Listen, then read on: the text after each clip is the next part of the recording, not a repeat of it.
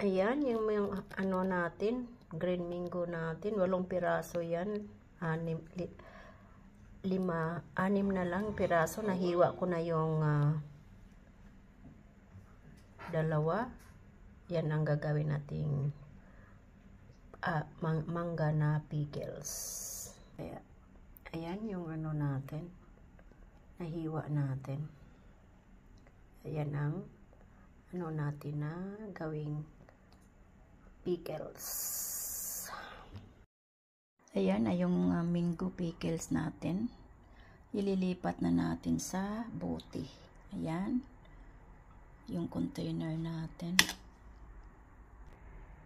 Ayan na siya. Maliit kasi yung butas nung ano natin. Bote natin. Kaya ayan. Linisin na lang natin. Pagkatapos. Ayan, malinis na siya. Ngayon, lalagyan natin ng olive oil. Ayan, yung olive oil natin. Ayan. Ayan, lalagyan natin siya. Sa ibabaw lang. Damihan natin para hindi masisira.